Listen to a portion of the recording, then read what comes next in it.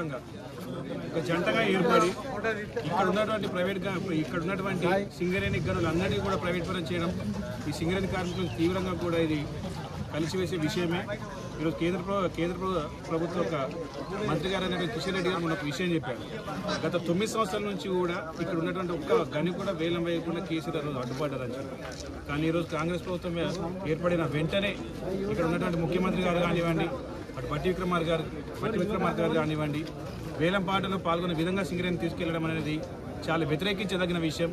ఈరోజు ప్రైవేట్ కంపెనీలతో సింగరేణి ఎక్కడ కూడా పోటీ పడలేదని, ప్రైవేట్ కంపెనీ ఇచ్చేటువంటి జీతాలు కానీ వాళ్ళు చేసే వెసులుబాట్లు, సింగరేణి ఇచ్చేటువంటి జీతాలు వెసులుబాట్లు చాలా తేడా ఉంటుందని, ఈరోజు సింగరేణి కార్మికునికి విద్య వైద్యం, వారి పిల్లలకి వైద్యం కానివ్వండి, విద్య కానివ్వండి, తల్లిదండ్రులకు వైద్యం, ఇటు అనేక విధాలైనటువంటివి దీని ఒక టారిఫ్ తీసుకొని సింగరేణికి ఇచ్చినట్టు కోల్ యొక్క టన్ను విలువ అనేది ఉంటుంది. కానీ ప్రైవేట్ కంపెనీలకి అవి ఏమి ఉండవు కాబట్టి వాళ్ళు తక్కువ ధరకే ఈరోజు బొగ్గు తీసే తరుణంలో వాళ్ళు వేసేటువంటి వేలంపాటలో వాళ్ళతో పోటీ పడడం అనేది సింగరేణికి చాలా కష్టతరమైనటువంటి విషయం.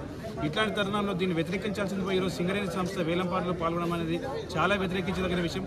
ఒకవేళ ఈ వేలంపాటలో మనకు కనుక గనులు వెళ్ళిపోతే ఈరోజు సింగరేణి మరొక 5 నుంచి 10 సంవత్సరాలు మూతపడేటువంటి పరిస్థితి ఏర్పడుతుంది. ఇక్కడ ఉన్నటువంటి ఈరోజు యువ కార్మికులం ఈరోజు సింగరేణిలో ఉన్నాము అంటే దీనికి డిపెండెంట్ల ద్వారా మాకు ఉద్యోగ అవకాశం కల్పించినట్టు కేసీఆర్ గారికి ఇచ్చినటువంటి సింగరేణి సంస్థ లేకుండా చేసే భాగంలో కేంద్ర రాష్ట్ర ప్రభుత్వాలు ఈరోజు ప్రైవేట్ కంపెనీల వెనకాల నిలబడి ఈరోజు వేలంపాటలు వేస్తుంటే సింగరేణి సంస్థ దాన్ని వ్యతిరేకించకుండా వేలంపాటలు వెళ్ళడం అనేది తీవ్రంగా వ్యతిరేకించదగిన విషయం. ఖచ్చితంగా మేము ఎవరైనా సరే వేలంలో పాల్గొని ప్రైవేట్ కంపెనీలు ఎవరు వచ్చినా కానీ దాన్ని ఖచ్చితంగా సింగరేణి కార్మికులు అందరూ కూడా వ్యతిరేకిస్తాం.